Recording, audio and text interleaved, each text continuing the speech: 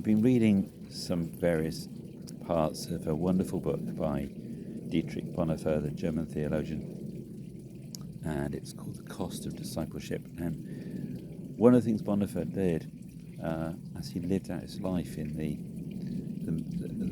context of the 1930s and into the Second World War is he wanted people to come back to some very basic principles of what it is to follow Jesus, to live a life of discipleship, to walk as part of that discipleship community, to get back to some core values that mattered most. And he realized that in his lifetime the church had, by tradition, been very deeply embedded in society, but then it got very drawn away into other things, other ideas, particularly through the Nazi regime, and lost track of who it really was and what its identity really was.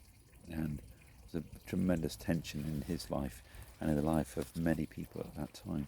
One of the things that Bonhoeffer raises is he talks about the visible community. The visible community is the body of Christ, the people, the community of God's people, the people that we become part of as a believer. We belong. We're not just an individual with some connection with God, but it's just not relevant to anybody else. It's an individual journey. No, in fact, it's very much part of a corporate journey, a journey together with others. We belong together. And he says this: the body of Christ takes up space on earth.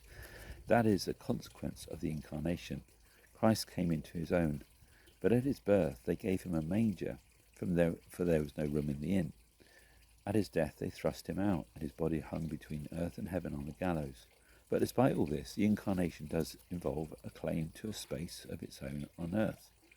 Anything which claims space is visible. Hence the body of Christ can only be a visible body, or else it's not a body at all. The physical body of the man Jesus is visible to all, his divine sonship only to the eye of faith, just as that body, as the body of God incarnate, is visible only to faith. That Jesus was in the flesh was visible fact, but that he bore our flesh is a matter of faith. To this man shalt thou point and say, here is God, in brackets Luther. So what he's saying here is, he's talking about the incarnation. He's talking about the way Jesus came to earth. Jesus came and was born. He was a baby. He appeared. He was given birth through his mother's womb. And he came and he had a physical place. They put him in what was probably a stone manger. Not particularly comfortable, pleasant, pretty awful context to be in. But the fact is, he had a space. There was no room in the inn, but they'd found a manger. He had to be somewhere. And it says how he ended up on the cross, and then, he then returned to heaven.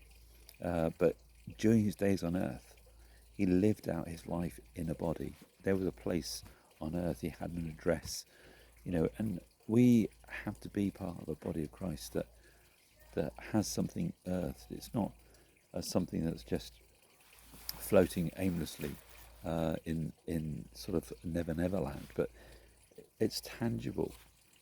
And for people to connect and find their place in the body of Christ, they have to find a community of real people in a real place. Now, all that sounds very obvious, but very often people can be very abstract about these things, very ethereal, rather disconnected about these things. We're not just people who have some individual remote spiritual experience that has no relationship to the rest of our life, and no relationship to the people around us, no relationship to anybody else, and no shared journey. But in actual fact, we become part of a family. And the way in which the Bible talks about the body of Christ, it's a constant phrase that's used in the New Testament. A body is made up of many parts. It's integral. My body has different parts that function differently. But when you start pulling that apart, I'll soon tell you, the pain will be there. It won't function properly.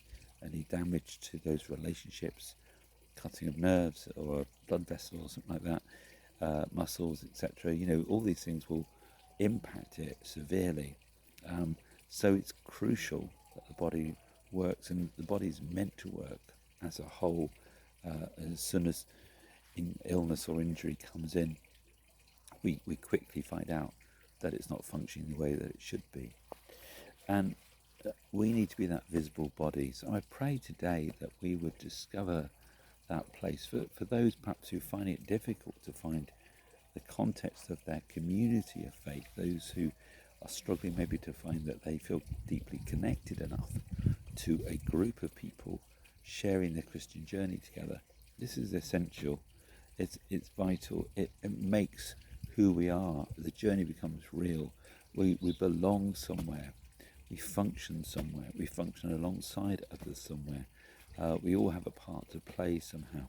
I pray that that reality will be true for us, and that reality, however difficult those relationships might be, however much challenge there might be with different personalities, however much we might see ourselves as functioning in different ways to others, may we find our part in the body of Christ.